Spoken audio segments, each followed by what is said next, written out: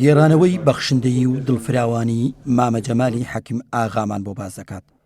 هادی حەمەڕەشید لە سەردەمانێکی زۆر لەگەڵیدا هاوڕێ بووە.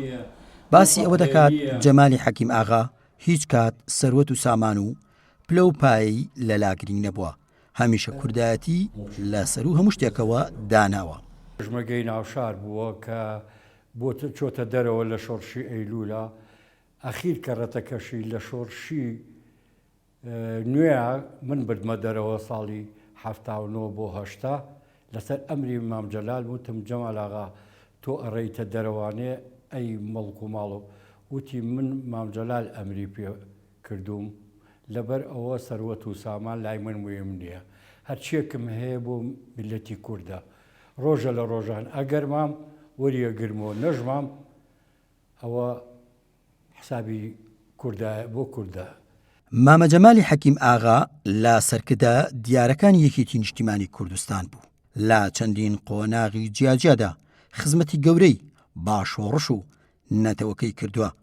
لە پاڵ ئەو بەردەوامی دانەشیدا باشۆڕش خانەدانی و بەخشندەی هەموو سنوورێکی بەزاند بوو.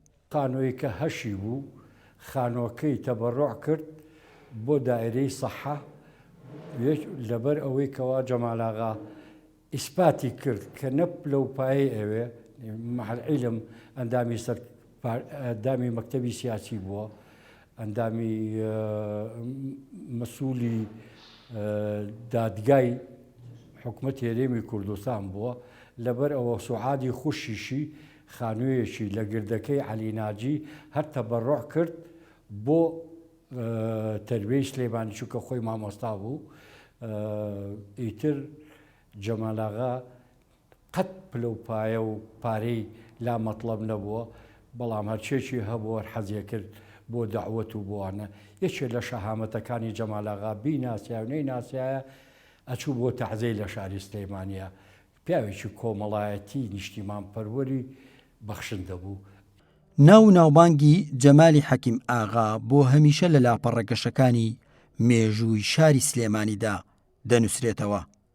سەخی تەبیعەتی و دڵفراوانی و بەخشندەییشی لە پاڵ بەردەوامیدان بە شۆڕش و خەباتی کوردایەتی دەکرێ هەمیشە وەکو دوانەیەکی لێکدانەبراو بۆ درێژەدان بە کوردایەتی تەماشا بکرێت. عومەر کەریم، گەلی کوردستان، سلێمانی.